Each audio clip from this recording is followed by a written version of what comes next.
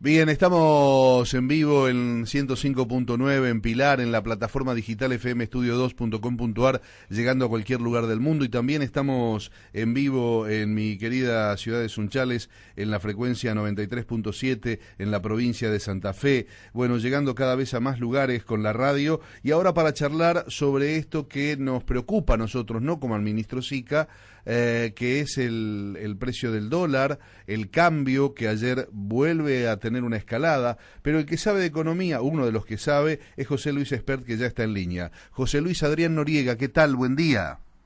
Hola, buen día. Bueno, ¿cómo explicamos esto? ¿Qué está pasando? ¿Hay que preocuparse o no hay que preocuparse, como dice Sica? Bueno, a ver, un poquito de orden primero. Mira, el gobierno el año pasado fijó un programa monetario cambiario. El dólar para el gobierno iba a fluctuar en una banda que tenía un piso y un techo, y los dos se van ajustando aproximadamente del 3% por mes, ¿sí? Hoy, en el mes de marzo, el piso da más o menos unos 41 pesos por dólar y el techo 50. El dólar, número redondo, cotizó a 43 ayer, un poco más de 43. Sí. Bueno, yo te diría, el dólar a 43 está más cerca del piso que del techo que el propio gobierno se fijó. Así te diría, Sica, cuando dice que no le preocupa, tiene razón, y yo te diría, algo de razón le asiste. Porque, insisto, el dólar aún en 43 está más cerca del piso que del techo de la banda que el gobierno se fijó. Dicho esto, hay que hacer un montón de aclaraciones. La primera es,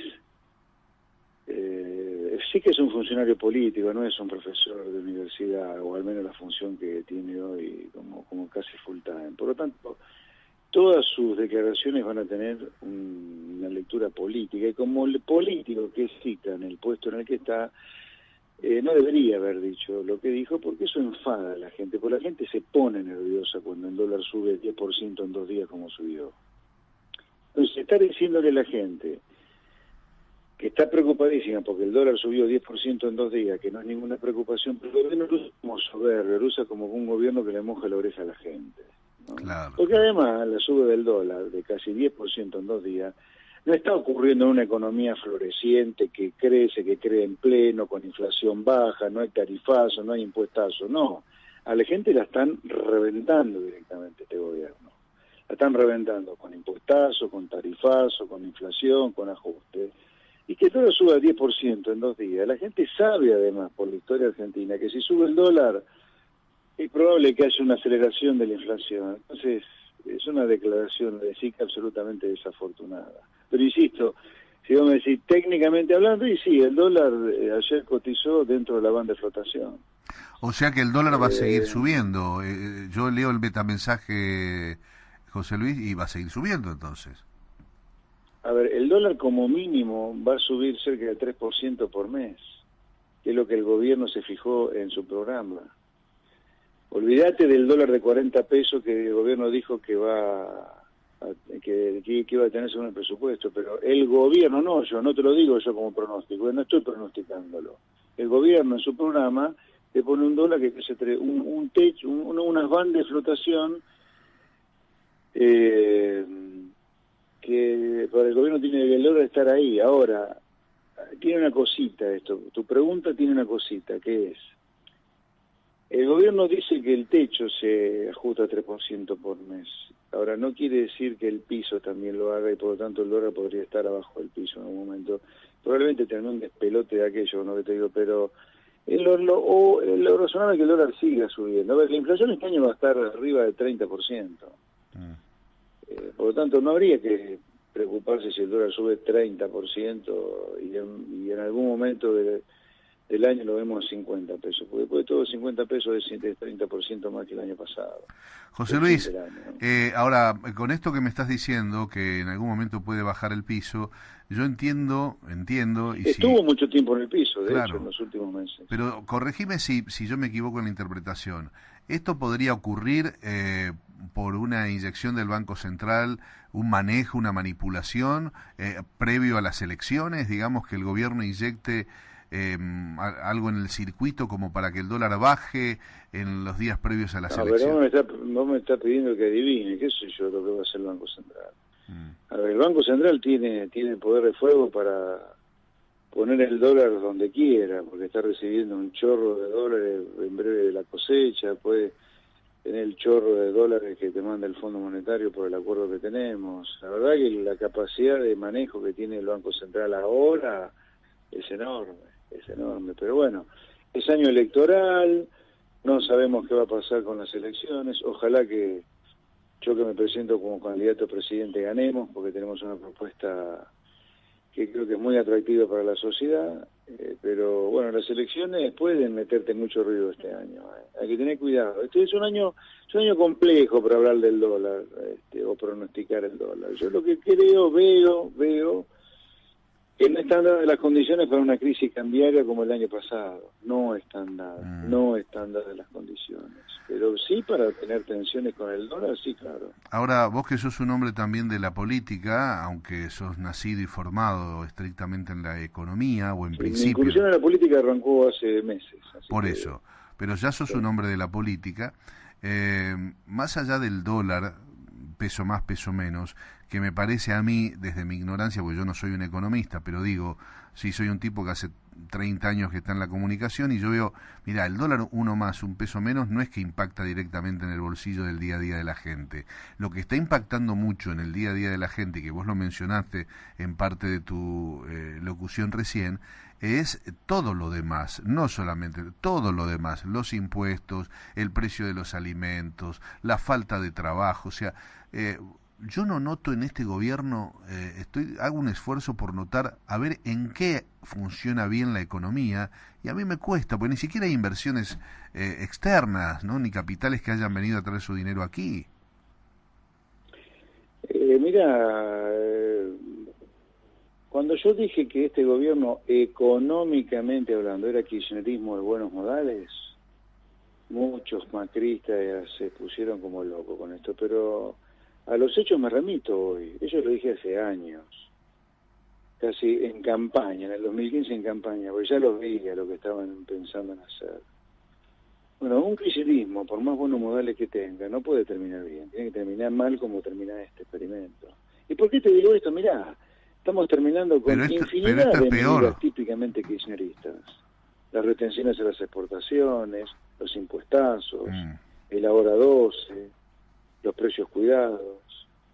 Y por si fuera poco, como otra demostración del fracaso, además de que tomar típicas medidas kirchneristas te tiene que terminar mal, porque el kirchnerismo económicamente es el delirio absoluto en materia de técnica económica, ¿eh? Y el macrismo también lo ha sido. Por si fuera poco, has terminado en una crisis cambiaria el año pasado que te depositó en brazos del fondo, que es la mayor representación del fracaso económico de un programa. Cuando vos terminás en el fondo, no es el fondo el problema. Nosotros los argentinos, como somos de orgullosos soberbios directamente y por lo tanto bastante ignorantes, creemos que el fondo es el problema. No, cuando vos terminás pidiéndole el salvavidas al fondo, es señal de tu fracaso económico. La escupidera, decía mi papá. La claridad con que hay que definir que el gobierno de Macri económicamente fracasó es total, porque hemos terminado un acuerdo con el fondo. Ahora, sin embargo, esto me parece a mí peor todavía, porque con el kirchnerismo vivíamos mejor y no se recurrió al fondo. Desde ese punto de vista, era mejor aquello que esto, ¿eh? A ver, para la gente de a pie, la que tiene por qué saber economía, tener la perspectiva económica que uno tiene, sí, sin duda, y es razonable que ocurra, que la gente sienta que estaba mejorando, sí, es razonable que ocurra. Yo como economista profesional te diría, estábamos viviendo una fantasía absoluta, no era de ninguna manera sostenible. ¿Eso justifica el macrismo? No, de ninguna manera, simplemente digo, aquello era una nube de humo. Voy a hacerte una pregunta, José Luis. Precios de los commodities altísimos, históricamente altos en niveles récord, regaladas la energía, regaladas el agua. Ahora, este delirio es otra cosa, eso no justifica el desastre que ha sido el macrismo económico. Aquello era un delirio. Voy a hacerte una pregunta ya como político / economista, que me prometí en este tiempo a todos los candidatos presidenciales con los que vaya charlando en el programa, con los que pueda lograr dialogar, hacerles esta pregunta. Ok, el diagnóstico más o menos, según algunos matices, sobre todo en la economía, que hay distintas escuelas económicas, pero el diagnóstico de lo que nos pasó y nos pasa es similar, José Luis. Ahora yo te pregunto. No estoy de acuerdo eso, pero bueno, dale. No, porque hay muchos que, obviamente hay matices, dije, ¿no? De acuerdo a las escuelas económicas, las visiones políticas, del diagnóstico de lo que está pasando. A mí lo que me interesa empezar a hablar es, bueno, a ver, los que quieren llegar al poder, los que se candidatean a presidentes, a ministros de Economía, a lo que fuere, digamos, que manejen el país después de diciembre, ¿qué proponen? ¿Cómo se cambia esto? Y te hago esta pregunta. Bueno, ¿y cuánto tardamos en salir de esto y de qué manera, según José Luis Espert? Bueno, son muchas preguntas. Yo me voy a hacer lo más breve posible y concreto porque estoy entrando en una reunión ahora ya. Mirá, yo no creo que todos tengamos el mismo diagnóstico, ¿no? A ver, yo creo que, y para empezar a contestarte la pregunta en concreto de qué es lo que hay que hacer y cómo hay que hacerlo. Claro. Yo creo que la única oposición verdadera al gobierno este año somos nosotros. Nosotros es la confederación de partidos, el frente, el espacio que José Luis Espert está conformando. Y te voy a decir por qué. Porque creo que la oposición del peronismo, en cualquiera de sus formas, es solo política respecto del macrismo. Porque el peronismo en cualquiera de sus formas nos ha terminado dejando en lugares muy similares en los cuales lo deja el macrismo. Cualquiera de las versiones que conozcas del peronismo, se junten o no se junten, en algún momento provocó una gran crisis devaluatoria, una gran crisis inflacionaria, una crisis de la deuda. Y el macrismo también se genera una crisis cambiaria, ajustazos. Así que la oposición es solamente política. Aunque te lo vendan diferente, la conjunción, dirías, es total. Obviamente el peronismo, ¿qué te va a decir hoy? Sí, subsidio, planes, pero esas cosas fracasaron también todas. Yo creo que Argentina, yo no entiendo cómo no cambió ya, porque hace casi un siglo que venimos para atrás, y sin embargo nos ha agarrado una suerte de síndrome de Estocolmo. A ver, para que la gente entienda, el síndrome de Estocolmo es, groseramente, el secuestrado termina desarrollando una relación de empatía con su secuestrador, por lo tanto es inentendible que el tipo que fue secuestrado termine simpatizando con el tipo que le quitó la libertad, que lo secuestró. Bueno, Argentina ha desarrollado esto. Estamos tan mal de la cabeza que no podemos salir de donde estamos, al punto que hemos desarrollado una empatía de aquello que nos secuestró. ¿Y qué es lo que nos secuestró a nosotros? Transformándonos en una sociedad decadente, que ya tiene un tercio de la población pobre, consumo y producción de droga como nunca tuvimos, inseguridad rampante, los chicos no terminan la secundaria, los jóvenes no terminan la universidad, en una sociedad que va rumbo a ser miserable si no cambia. Los cambios que hay que hacer, entonces ahora van los poscambios. Los cambios que nosotros proponemos, nuestra propuesta económica, no es una propuesta económica, Macri nos dejó peor que Cristina, y Cristina es la santa. No, Cristina es un mismo desastre que fue el anterior gobierno, el de Néstor, y él fue un desastre comparado con De la Rúa. Todos han hecho desastre, porque todos tienen un tronco común, que es el que hay que derrumbar. Ese tronco común que tienen, me parece importante establecer primero el tronco común para establecer el cambio. El tronco común son tres cosas que han transformado en miserable la vida de la gente en Argentina, que es una economía que no compite con el mundo, por eso todo te sale más caro que afuera. Vos tenés que tener una economía abierta y que compita, y todos los países que prosperan compiten con el mundo, no andan con esta truchada del proteccionismo industrial nuestro para generar empleo. Que la gente entienda, la sustitución de importaciones, el proteccionismo industrial es una truchada. Es de las grandes estafas ideológicas que han ocurrido en Argentina, entre tantas, de un mundo de curreros que no se animan a competir con el mundo, no quieren competir con el mundo. La segunda cosa, la segunda parte de este tronco que hay que derrumbar, es el Estado presente. Por el Estado presente hemos terminado con todos los trabajadores, toda la clase empresaria, los autónomos, los monotributistas, o sea, la gente de a pie, de laburo en el sector privado, esclavos impositivos, con el cuento de que tienen que tener un gran Estado que redistribuye, etcétera, etcétera. Bueno, ese Estado no tiene que estar más así, con ese tamaño. La tercera cosa, que también ha transformado la vida de la gente en miserable porque cobra monedas en el bolsillo comparado con las cosas, con lo que cuestan las cosas, obviamente, es una estructura laboral que le devora impuestos laborales a costos laborales y que funda empresas también. A ver, hoy los costos laborales y las leyes laborales en Argentina son tan endemoniadas que el empresario o no contrata gente directamente, o si la contrata en negro, porque si la contrata en blanco, más que contratar gente, es como que adoptó un hijo, no te lo puede sacar más de encima. Lo cual es inaudito que ocurra eso. Entonces, nuestra propuesta de gobierno este año va a ser firmar la mayor cantidad de tratados de libre comercio con todo el mundo, reducir el tamaño del Estado para bajar el déficit y bajar impuestos, y hacer una reforma laboral absoluta en Argentina, dar vuelta a toda la ley laboral de Argentina. Eso lo vamos a decir en campaña, para que la condición necesaria para hacer los cambios se dé. Porque esta es otra cosa que ocurre acá. Acá todos te mienten en campaña, y después los zánganos cuando llegan al gobierno no saben qué hacer, porque no les da la espalda política para hacer nada.